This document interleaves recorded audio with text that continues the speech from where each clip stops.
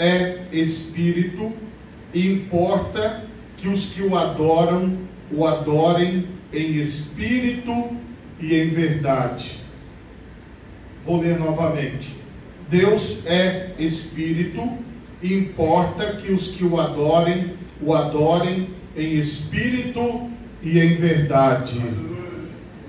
Levante a sua mão direita o mais alto que você puder e vamos neste momento orar. Pai Todo-Poderoso, agora, Senhor, eu quero te pedir, ó Deus, a revelação da tua palavra, o entendimento da tua palavra, para que nós possamos crescer em ti, ó Deus, que não sejamos, ó Pai querido, totalmente vulneráveis, ó Pai, mas que nós possamos ser pessoas sólidas, firmes na tua presença, que nós não venhamos, ó Deus, a nos desviar, nem para a direita, nem para a esquerda, mas que nós possamos manter a nossa fidelidade, a nossa força, o nosso compromisso, em nome de Jesus, amém, e graças a Deus. Podemos assentar em nome de Jesus.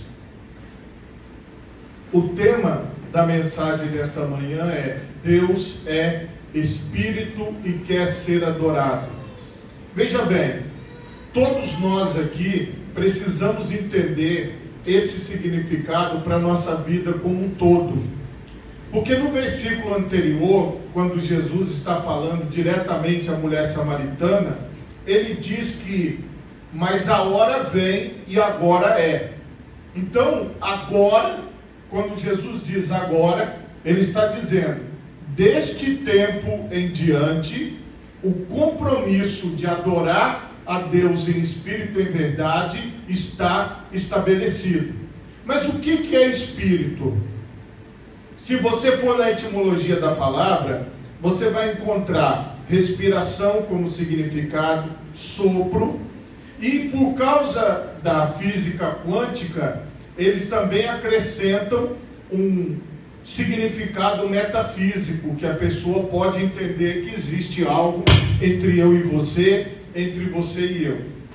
Quando você entende que Deus é Espírito, tudo está invisível, você não está vendo nada, mas Deus está aqui, porque a Bíblia diz que Ele está em todos os lugares, e não existe nenhum lugar onde Deus não possa estar. Se a Bíblia diz, se você descer no profundo do abismo, Ele estará lá. Se você subir no alto da montanha, Ele estará lá. E aí, as pessoas ao longo da história, até porque nós somos limitados aos nossos 5 sentidos, elas foram criando lugares, criando endereços, e a discussão toda de Jesus com a mulher samaritana era sobre o lugar onde se deveria adorar. Se existe um lugar específico, mas não existe um lugar específico. Todo lugar é o lugar de adorar a Deus.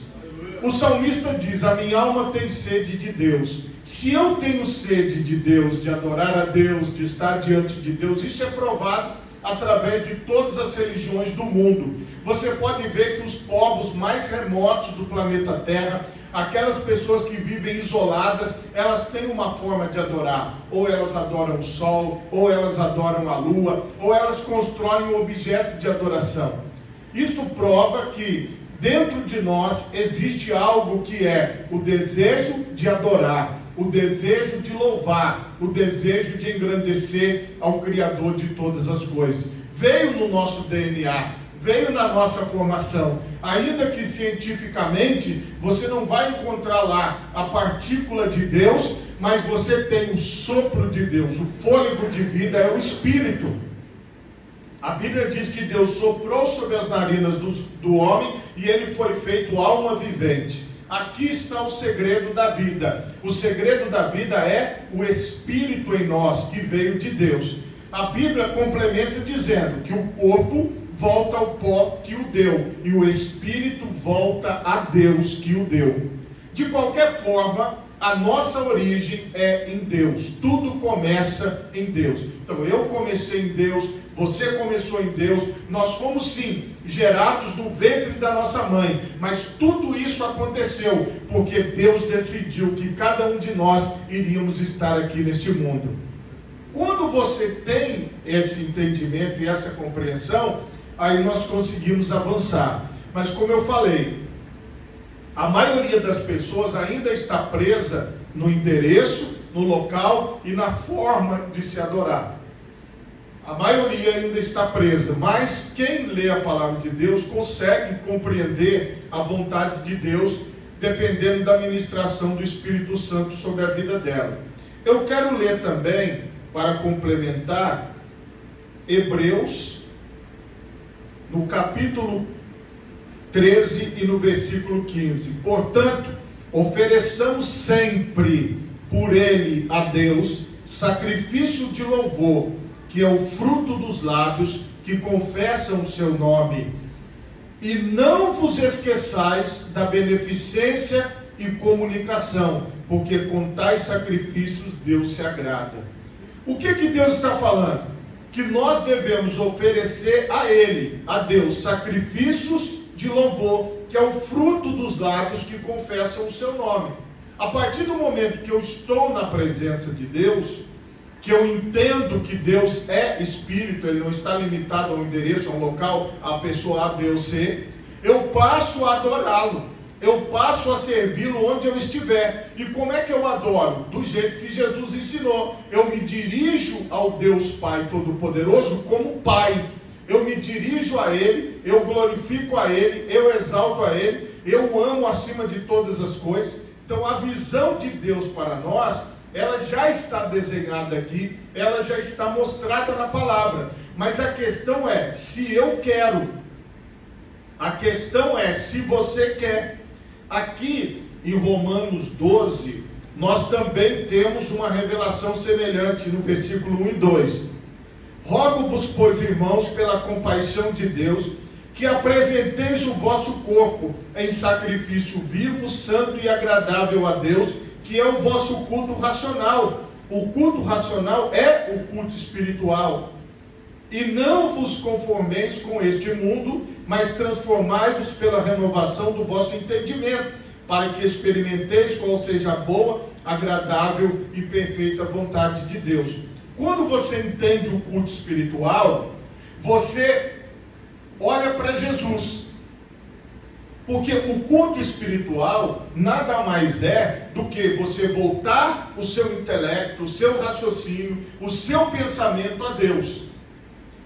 Eu ouvia muito das irmãs do grupo missionário de mulheres, logo que eu iniciei na igreja, uma palavra que, assim, depois, quando vai passando o tempo, ela vai ficando em esquecimento, outras palavras vão surgindo. Elas falavam assim: eleve o seu pensamento até o trono da graça. Era uma frase muito usada pelas pessoas. Agora, eleve o seu pensamento ao trono da graça. O que significa isso? Pense em Deus. Pense no Pai Todo-Poderoso. Pense no Criador de todas as coisas. E aqui, eu digo para vocês o seguinte: as pessoas têm o pensamento em Deus, na maior parte não. Porque elas não acreditam na existência de Deus. Elas têm uma fome, elas têm uma sede, elas têm um desejo de Deus, mas elas querem algo palpável. Elas querem algo que ela possa sentir. Por exemplo, nós estamos aqui num culto calmo. Muitas pessoas podem dizer: não, mas esse não é o culto espiritual. Ao contrário, este é o culto espiritual. Por quê? Você está prestando atenção, você sabe o que você está fazendo. Porém, nas culturas múltiplas do mundo, nós temos, e a Bíblia também mostra isso, por exemplo, as pessoas que adoravam a Baal, a Azerá. Como que eles adoravam? Cortando o corpo. Como que eles adoravam? Gritando, fazendo sacrifícios humanos, matando pessoas, sacrificando crianças ao deus Moloque. Você vai encontrar várias formas de adorar. Você sabe que em algumas culturas, quando uma criança nasce com defeito, ela é enterrada. Ela é enterrada viva, porque se ela nasceu com defeito, ela não deve sobreviver. Então as culturas que existem no mundo são culturas que tem muita coisa complicada e difícil de você olhar e analisar. E aí você fala: meu Deus, como que as pessoas podem ceder a esta adoração? Vou dar um outro exemplo para vocês: a cultura do mantra. A cultura do mantra não é cristã. O que é um mantra? É a pessoa ficar repetindo a mesma coisa toda hora. Vamos supor que eu fosse pregar e falar assim: amém, irmãos? Amém, irmãos? Amém, irmãos? Amém, irmãos? Amém? irmãos? Amém? Vocês vão falar assim, não é possível, o pastor não vai sair desse amém? Só que, por exemplo, quando é uma canção, a pessoa repete uma palavra, você pode contar, tem gente que repete 400 vezes, 500 vezes a mesma palavra. Então, essas coisas, meus irmãos, não são cristãs. Mas o problema é que, porque aquilo você fica repetindo uma coisa muito tempo, você vai entrar num estado fora de si. Vou te dar um exemplo. Existem pessoas que elas ficam sem comer. Aí elas querem passar uma noite inteira em oração. Aí ela já está o dia inteiro de jejum. Aí ela vai à noite para orar. De manhã, se você for conversar com ela, ela não vai estar falando coisa com coisa, porque ela vai estar fraca, subnutrida. Então, as pessoas, por exemplo, das outras religiões fazem isso. Elas ficam dias e dias sem comer, subnutridas, e entram em estados que são vários nomes das religiões, entram em nirvana, entram em outras coisas. Tem religiões que elas, por exemplo, utilizam para que a pessoa entre nesse êxtase de substâncias químicas. E elas, por exemplo, dão chás para as pessoas, elas dão coisas para as pessoas fumarem, e aí a pessoa entra num estado assim, catártico, e aí tem uma experiência, eu vi isso, eu vi aquilo, mas viu por quê? Porque ela foi induzida pela substância química, ela foi induzida pelo tempo que ela ficou ali sem comer. O que é que o Senhor Jesus recomenda, por exemplo, para o jejum? Jesus fala assim, se você for jejuar, ninguém precisa saber. Agora, nas outras religiões, você observa que o jejum, a pessoa chega assim toda, o que está acontecendo com você? Eu estou em jejum, há 1000 dias, eu estou em sofrimento. Só, irmãos, que nada disso nós encontramos na palavra de Deus. Nada disso nós encontramos na Bíblia. E as pessoas estão importando a adoração de outras culturas. Irmãos, nós temos o verdadeiro Deus, Criador dos céus e da terra. Nós não precisamos de importar culturas de outros povos. Nós não precisamos de viver esse tipo de relação com Deus, que é uma relação maluca, uma relação fora de si. E na verdade essas experiências são umas experiências para os homens e não para Deus. Não são um serviço para Deus, uma glorificação a Deus. Agora, como é que eu adoro a Deus? Eu aprendi agora com o fruto dos lábios daqueles que confessam Jesus Cristo como seu Senhor e seu Salvador. Então nós já fazemos isso, meus irmãos. Isso já é o que é para ser feito. Não existe mais nada. Nós não vamos induzir as pessoas a ter sensações, a ter emoções. Eu estava vendo agora uma coisa ridícula na internet. As pessoas descendo as águas do batismo e estribuchando na água. Eu falei, meu Deus do céu, perigoso até a pessoa se afogar.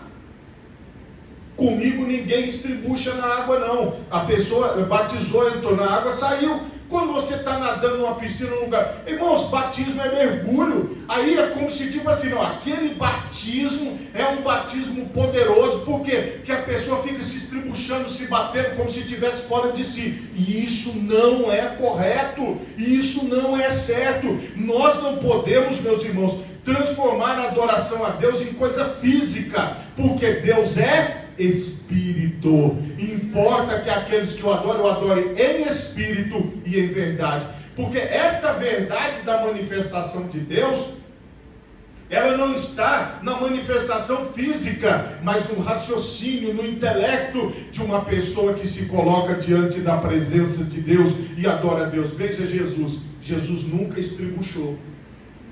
Nunca. Ele nunca se sacudiu. Ele nunca...